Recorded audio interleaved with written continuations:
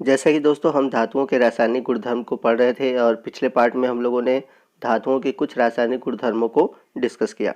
इस पार्ट में हम धातुओं के जितने बचे हुए रासायनिक गुण हैं उन सभी को डिस्कस करेंगे। तो आइए वीडियो को स्टार्ट करते हैं। तो प्रीवियस पार्ट में हम लोगों ने धातुओं के 2 रासायनिक गुणधर्मों के बारे में जाना। तो यदि हम बात करें धातुओं के तीसरे रासायनिक गुणधर्म की, तो हमारा आज का हेडिंग है धातुओं की अम्ल के साथ अभिक्रिया। तो जब भी कोई धातु तनु अम्ल के साथ अभिक्रिया करता है तो लवण और हाइड्रोजन गैस उत्पन्न करता है। तो याद रखिएगा, जब भी हम किसी धातु की तनु अम्ल वे अम्ल होते हैं जिनमें जल की मात्रा अधिक होती है। तो जब हम धातु की तनु अम्ल से अभिक्रिया कराते हैं तो लवण और हाइड्रोजन बनता है। अब आपके दिमाग में बात आ रही होगी कि हम सांद्र अम्ल क्यों उपयोग नहीं करते। तो सांद्र अम्ल से अभिक्रिया इसलिए नहीं कराते कि जो सांद्र अम्ल से अभिक्रिया होती है धातु की, वो ऊष्माक्षेपी अभिक्रिया होती है। उसमें बहुत अधिक मात्रा में ऊष्मा निकलती है जो कि हमारे बाह्य वातावरण में जला सकती है। इसलिए हम सांद्र अम्ल का प्रयोग नहीं करते। तो आइए एग्जाम्पल के रूप में देखते हैं। तो यहाँ पर हम लोगों ने धातु के रूप में लिया है Fe और तनु अम्ल के रूप में लिया है HCl। तो जब हम Fe यानी लोहे की अभिक्रिया HCl से कराते हैं तो मिलता है फेरिक क्लोराइड और साथ ही साथ हाइड्रोजन गैस उत्पन्न होती है। तो इस अभिक्रिया में आप देख सकते हैं जो FeCl2 है यानी कि फेरिक क्लोराइड है, वह एक लवण है और H2 क्या है, हाइड्रोजन गैस है।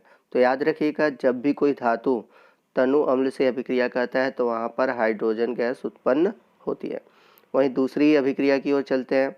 तो यहाँ पर एल्युमिनियम की अभिक्रिया हम HCl से कराते हैं तो यहाँ पर बनता है एल्युमिनियम क्लोराइड और एल्युमिनियम क्लोराइड एक क्या है, लवण है और इसी के साथ साथ हाइड्रोजन गैस उत्पन्न होती है। आइए नेक्स्ट हेडिंग की बात करते हैं। तो धातुओं के रासायनिक गुणधर्म में अगला हेडिंग है धातुओं की अन्य धातु लवण के साथ अभिक्रिया। तो ये हेडिंग मोस्ट इंपॉर्टेंट है, आप इसको ध्यान से समझिएगा क्योंकि एग्जाम के पॉइंट ऑफ व्यू से इससे ढेर सारे क्वेश्चन पूछे जाते हैं। तो यहाँ पर होता क्या है मैं आपको समझा दे रहा हूँ पहले। तो जब कोई धातु, मान लीजिए कोई धातु ए है, ये किसी लवण विलयन यानी कि बी, जैसे कि हम ले लिए FeCl2।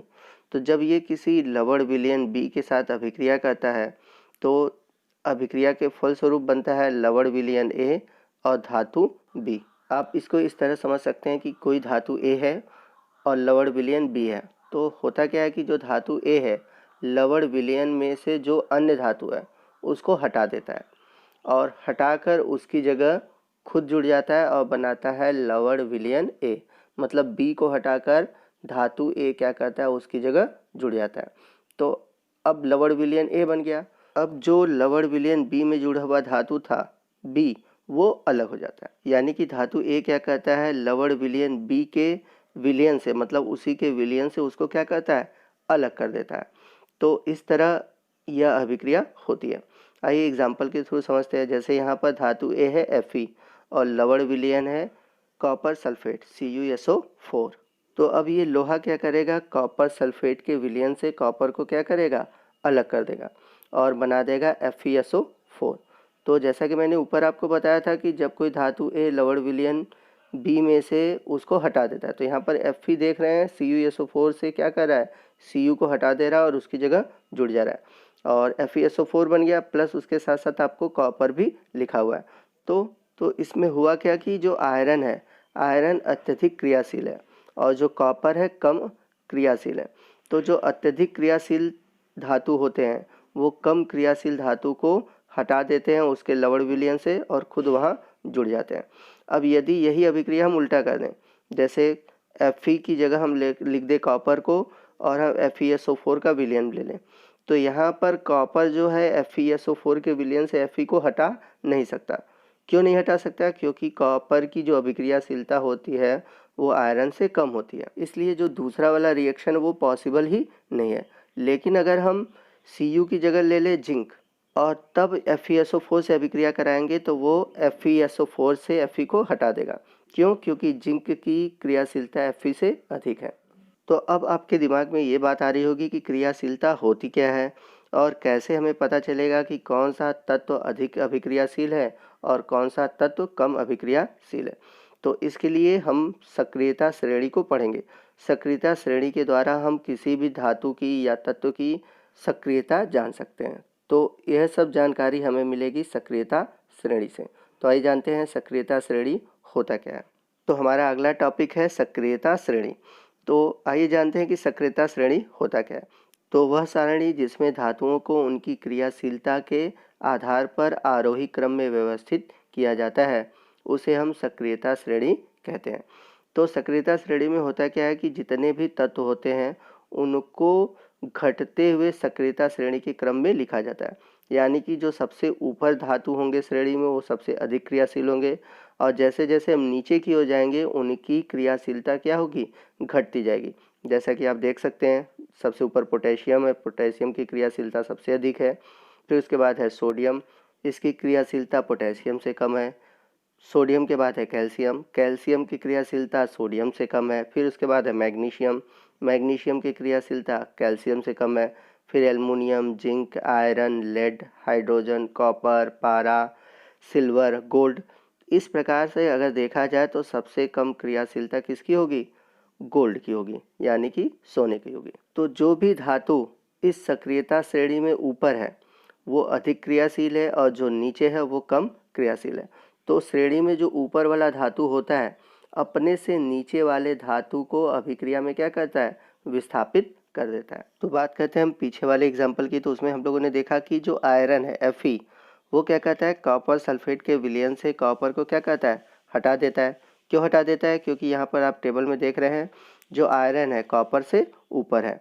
तो टेबल में जो ऊपर होता है, मैंने बताया था कि जो टेबल में सक्रियता श्रेणी में ऊपर होगा वो टेबल में जो नीचे वाले तत्व हैं उनको हटा सकता है। क्यों हटा सकता है, क्योंकि उसकी सक्रियता श्रेणी अधिक होती है। तो यहाँ पर आयरन की जो सक्रियता श्रेणी है कॉपर से अधिक है, इसलिए आयरन क्या कहता है, कॉपर सल्फेट के विलयन से कॉपर को हटा देता है। आई होप कि आपको समझ में आ गया होगा सक्रियता श्रेणी क्या होता है और कौन से तत्व दूसरे तत्व को हटा सकते हैं। तो अब हमारा धातुओं का जो रासायनिक गुणधर्म का टॉपिक है वो खत्म हो गया।